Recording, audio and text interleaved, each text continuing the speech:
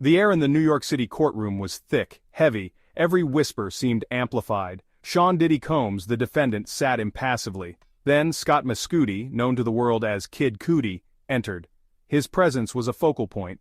The musician, an artist in his own right, was now a key witness. He was here to testify. The date was May 22, 2025. The world watched. The gravity of this moment was undeniable. This was not a performance, this was a reckoning. Kid Cudi took the stand. His demeanor was somber. He carried the weight of years. The words he was about to utter held immense power. They could shape the narrative. They could influence the outcome of a trial that had already gripped the nation. Combs faced charges of SA trafficking and racketeering, serious charges. Cudi's testimony, delivered just hours ago, promised to peel back another layer of a complex and disturbing saga. His voice, though perhaps initially strained, found its resolve. He was ready to speak his truth. He had a story to tell. At the heart of his testimony lay a past relationship, a relationship with Cassie Ventura. This was back in 2011. It was a connection that Cudi revealed became entangled with Diddy's formidable presence. Combs, Cassie's long-term powerful ex-boyfriend, allegedly did not take kindly to her moving on. Cudi painted a picture of how this personal involvement spiraled. It led to alleged intimidation. It led to fear. It led to events that still echoed more than a decade later. The courtroom listened intently. This testimony was more than a celebrity recounting a personal dispute. It was a crucial piece of a much larger, darker puzzle. The trial against Diddy was not merely about his personal conduct. It was about accusations of him running a criminal enterprise. Cudi's words, detailing alleged acts of aggression and control, contributed to this broader picture. The implications were vast. They stretched beyond the individuals involved, touching upon the very fabric of power dynamics within the entertainment industry. The stakes were incredibly high for everyone. Kid Cudi recounted the beginnings of his relationship with Cassie Ventura. It was 2011. He believed she was free.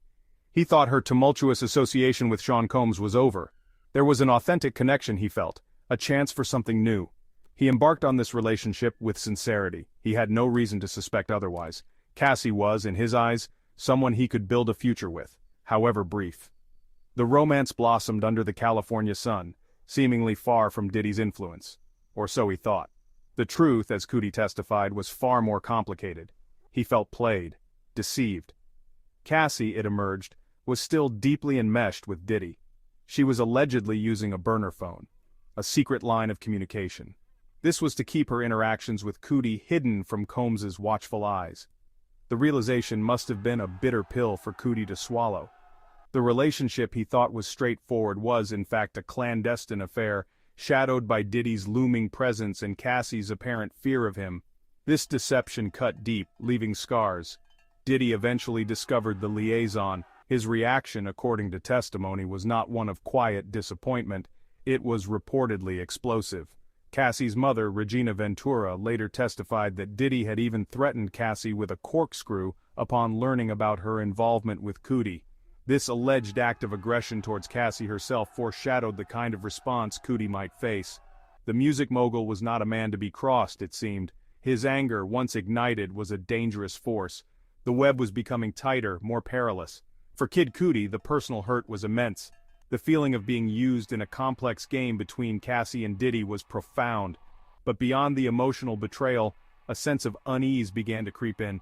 This was not just about a failed romance. It was about the power Diddy wielded. It was about his capacity for alleged retaliation. The personal sphere had been breached by something far more sinister. Cudi was being drawn into a drama he had not auditioned for, one with potentially frightening consequences. The situation escalated dramatically. Kid Cudi testified that Diddy himself broke into his Hollywood Hills home in 2011. This was after Combs learned about Cudi's relationship with Cassie. Imagine the scene. A sanctuary violated, a personal space invaded by a man known for his influence and power. This was not a subtle message. It was a direct act of intimidation, a clear sign that Diddy was willing to cross significant lines. The fear Cudi must have felt would have been palpable, immediate, and chilling. Then came the fire. In January 2012, Kid Cudi's Porsche was set ablaze. It was destroyed. Cudi firmly believes Diddy orchestrated this act of arson. It was a brazen display of power, a targeted attack on his property. The message was clear: step out of line, and you will pay. This was no longer just about hurt feelings or a broken heart. This was about alleged criminal acts. This was about instilling fear through destruction. The stakes had been raised to a terrifying new level.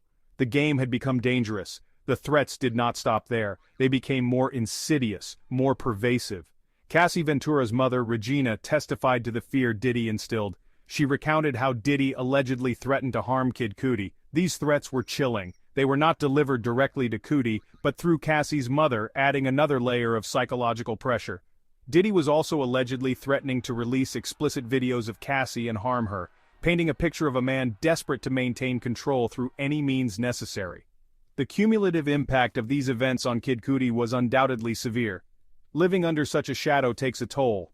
The alleged home invasion, the fire-related, the relayed threats, it was a campaign of intimidation. He was a successful artist, yet he found himself targeted by one of the industry's most powerful figures. The psychological burden must have been immense. Each incident served as a stark reminder of Diddy's alleged capacity for retribution, forcing Cudi into a state of constant vigilance and anxiety. Kid Cudi described a direct confrontation with Sean Combs. It happened at the Soho House in Hollywood. Cudi, seeking answers or perhaps some form of closure, approached Diddy. He questioned him about the Porsche arson. Diddy, according to Cudi's testimony, denied any involvement. But it was his demeanor that struck Cudi, a cold stare, an unnerving lack of emotion. It was a denial that offered no comfort, no reassurance. Instead, it likely reinforced Cudi's belief in Diddy's culpability and his chilling capacity for deceit. This testimony unfolds within a much larger legal storm. Sean Diddy Combs, now 55, is on trial in New York City. The charges are grave sex trafficking and racketeering. He is accused of operating a criminal enterprise. While Diddy denies all these specific allegations, he has recently made a public admission. He admitted to being a woman beater, a shocking confession, though he is not facing domestic abuse charges in this particular trial. This admission, however, casts a long shadow over his denials. It paints a disturbing picture of his character. The current trial against Diddy did not emerge from a vacuum. Cassie Ventura's own lawsuit, filed in 2023, was a pivotal moment. Though settled swiftly, her allegations of abuse and control against Diddy opened the floodgates. It encouraged others to come forward. It triggered further legal actions and intensified public scrutiny.